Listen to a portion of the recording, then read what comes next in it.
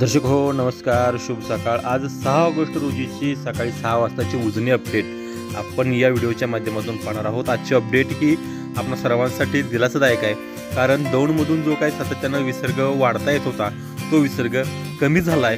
त्यामुळे खालची पूरस्थिती आहे ती पूरस्थिती आपल्या नियंत्रणात आणण्यासाठी मदत होणार आहे।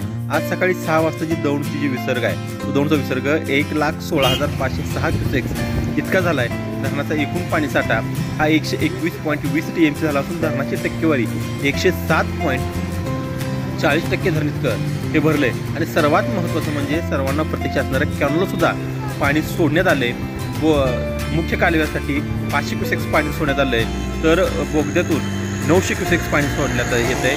वीज निर्मितीसाठी 1600 क्युसेक्स पाणी सोडण्यात येते। सिनामाडा उपसासाठी 105 क्युसेक्स पाणी सोडलं जाते आणि दहेगाव उपसा सिंचन योजना आहे त्यासाठी सुद्धा 100 क्युसेक्स पाणी सोडण्यात येते। त्यामुळे जो काल आलेला आपला खाली भीमा नदीला पूर आहे तो पूर आता थोडा तास राहील, मात्र वरची दौंडची आवक ही कमी झाल्यामुळं भीमा नदीमध्ये जो काही काल 1,25,000 क्युसेक्सचा विसर्ग सोडला जात होता तो मात्र सध्या कायमच आहे। त्यामुळे इथून पुढे कदाचित तो विसर्ग वाढणार नाही अशी आपल्याला या ठिकाणी प्राथमिक माहिती मिळते, कारण पुण्याचा पाऊस थांबलाय। त्यामुळे ही बातमी आपल्या सर्वांसाठी ही निश्चितपणानं दिलासादायक असणार आहे। त्यामुळे उजनीचे काही अपडेट आहे त्या अपडेट पाहण्यासाठी तुम्ही आमचं चॅनल लाईक करा, शेअर करा आणि सबस्क्राईब करा।